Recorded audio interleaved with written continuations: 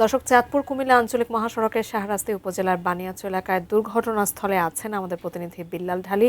বিস্তারিত জানাতে সরাসরি যুক্ত হচ্ছে তার সঙ্গে। বিল্লাল, এই যে দুর্ঘটনা সকাল 8:30টার দিকে হয়েছে, আপনার কাছ থেকে সেখানকার সর্বশেষ পরিস্থিতি জানতে চাই। কিছুক্ষণ পূর্বে উদ্ধার অভিযান শেষ হয়েছে। এখন সড়কে যেই দুর্ঘটনা কবলিত বাস এবং ট্রাকটি পড়ে আছে, স্থানীয়রা জানিয়েছেন সকাল 8:30টার দিকে ঢাকাগামী একটি বাস এবং কুমিল্লা থেকে আগত একটি বালুবাহী ট্রাক মুখোমুখি সংঘর্ষ হয়। ঘটনাস্থলেই 3 জন নিহত হয়। এছাড়াও 15 থেকে 20 জনের মতো আহত হয়েছে, যারা বিভিন্ন হাসপাতালে চিকিৎসাধীন আছেন। আমি তারপর শাহরাস্তি উপজেলা স্বাস্থ্য কমপ্লেক্স যেটি আছে সেখানে খোঁজ নিয়েছি। তারা বলছেন যে তাদের এই হাসপাতালটিতে 3 জন রোগী এসে ভর্তি হয়েছিল দুর্ঘটনা কবলিত। তারা উন্নত চিকিৎসার জন্য তাদেরকে কুমিল্লা মেডিকেল কলেজ হাসপাতালে রেফার করেছেন এবং সেখান থেকে আমরা যতটুকু জানতে পেরেছি যে আর 3 জনের মধ্যে একজনকে ঢাকা মেডিকেল কলেজে রেফার করা হয়েছে।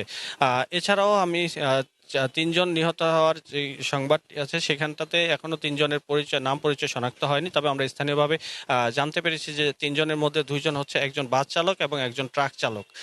এছাড়াও আরো অনেক আশঙ্কাজনক অবস্থা বিভিন্ন হাসপাতালে চিকিৎসাধীন আছেন। তবে তাদের অবস্থা বেশ আশঙ্কাজনক। হতাহতের সংখ্যা ধারণা করা হচ্ছে যে এটি বাড়তে পারে।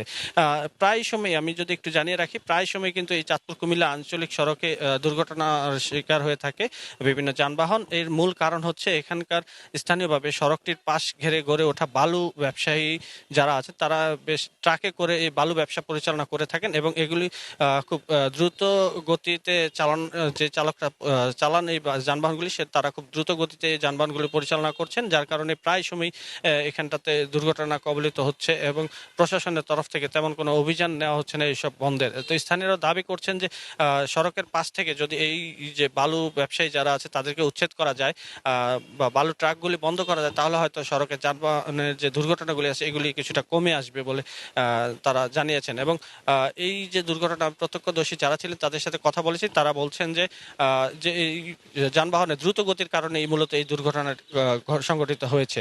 জাকিয়া।